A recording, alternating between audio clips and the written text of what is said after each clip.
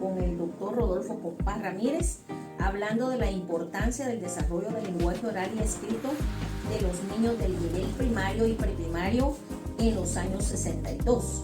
Comenzaré por presentarlo. Él es doctor en investigación y educación, Rodolfo Compás Ramírez.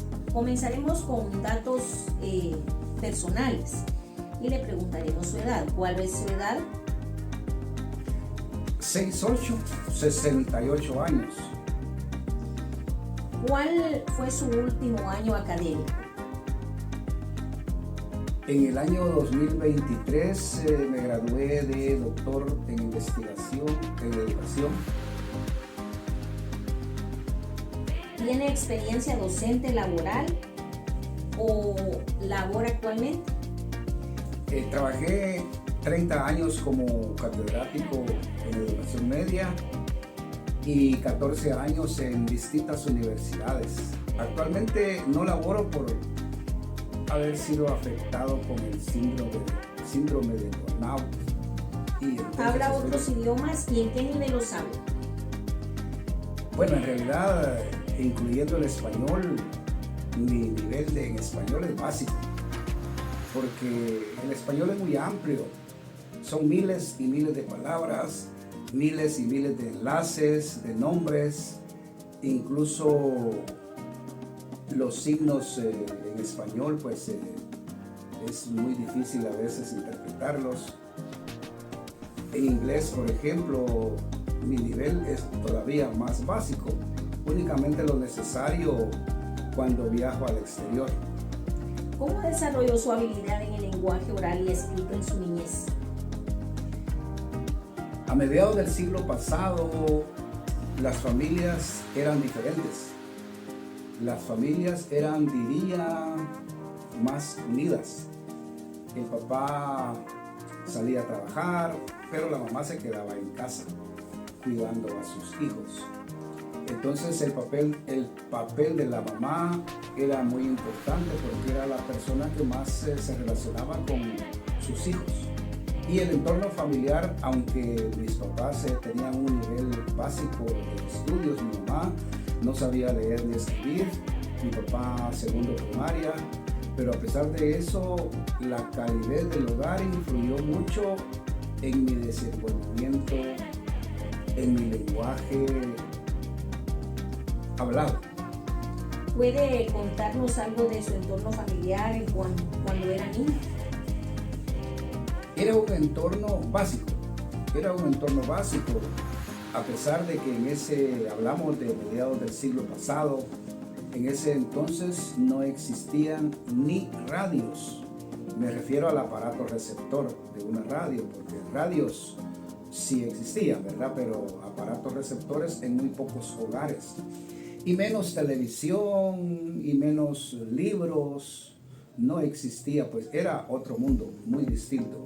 Alguien que haya nacido en este siglo no puede imaginarse ese mundo. Era un mundo completamente distinto. Pero a pesar de eso, como le cuento, el entorno influye mucho en nuestro lenguaje. Mi maestra de primaria, pues los amigos de mis papás, uno va aprendiendo conforme escucha. ¿Cómo influyó la escuela primaria? Si recordamos esos años, sabemos de que no había preprimaria, pero ¿cómo influyó la escuela primaria en su niñez? Por decir una palabra, diría grandemente. Recuerdo que a mis 7 años, creo, ingresé a la escuela primaria y el conocer otros seres humanos que en ese momento eran mis compañeros de estudio, niños igual que yo, el conocer a mi primera maestra, la profesora Blandina Monroy de Girón, fue para mí algo grandioso que todavía recuerdo. Mi maestra, mi primera maestra, el día me inyectó la idea de que yo sí podía aprender a leer, que podía aprender a hablar mejor porque yo tenía problemas en el habla. Pero mi maestra, que diría yo, es una gran maestra, o fue una gran maestra, una maestra, ¿verdad? en ese sentido de la palabra, me inyectó lo que todavía soy hoy. ¿Qué cambios ha observado o de qué cambios nos puede usted hablar en educación de 1962 al 2024? Vean que yo he estado en relación con las aulas desde los 7 años. Por una razón que es muy largo explicar, me he sentido bien en una aula. Eso ha hecho que los 60 años anteriores yo he estado en un aula. Aún en el año 2023, graduándome de doctor en investigación en educación, vi el cambio. Nosotros iniciamos con lápiz, papel, después conocimos la máquina de escribir, que fue lo siguiente que yo conocí, un cambio total en mi vida. Con la máquina de escribir éramos humanos aumentados en ese entonces. Le hablo de 1976, que yo tuve acceso a una máquina de escribir. Luego conocimos las fotocopiadoras. Las fotocopiadoras formaron un papel importante en nuestra formación y hemos visto crecer, pues hemos visto cómo llegó el teléfono, desapareció el ferrocarril, empezaron a circular trailers y pareciera que no estoy hablando de educación, pero con la llegada de los trailers llegaron nuevas personas. Antes solo se hacía comercio con el ferrocarril. Y entonces después, ya en el año 2000, vimos llegar a la computadora. La computadora fue algo trascendente dentro de la humanidad, en el desarrollo de la humanidad. ¿Y qué textos utilizaba usted para leer cuando era niño? ¿Habían libros? Bueno, en ese entonces, hablamos de mediados del siglo pasado, tuvimos una gran herramienta. Me refiero siendo niño de 7 años. Yo aprendí a leer antes de llegar a la escuela. Antes no había escuela preprimaria. De una vez llegábamos a la escuela primaria, pero yo llegué ya leyendo y escribiendo, porque tuvimos una gran herramienta que ahora se llaman cómics y en ese entonces se llamaban chistes. Era como una televisión en papel. Era una revista pues con páginas que al ir cambiando de página iba la historia desarrollándose. Hablamos de personajes como el Santo, Calimán, la Mujer Maravilla, Turok el Guerrero de Piedra, Juan Sin Miedo, el Valiente y un montón de personajes cuyo diálogo era diferente. Y eso hizo que nosotros desarrolláramos habilidad para leer, aún antes de ir a la escuela. Aprendimos a interpretar como es los signos que contiene un texto escrito. Y el hecho de querer ver el final de la historia nos hacía leer más rápido y aprendimos a leer muy rápido. De tal manera que cuando llegué a la escuela primaria, yo ya podía leer y escribir también. ¿Cómo hacían en ese tiempo para adquirir ese tipo de material? Nosotros comprábamos. Recuerdo que mi papá me llevó una vez 2 chistes, o sea 2 cómics. Y estos lo prestábamos con otro amigo y él nos daba 2. Y luego estos 2 lo cambiábamos por otro y así iba creciendo nuestra biblioteca. Eran momentos muy bonitos, porque chistes que no habíamos visto, otro niño sí los tenía. ¿A usted le gusta la música?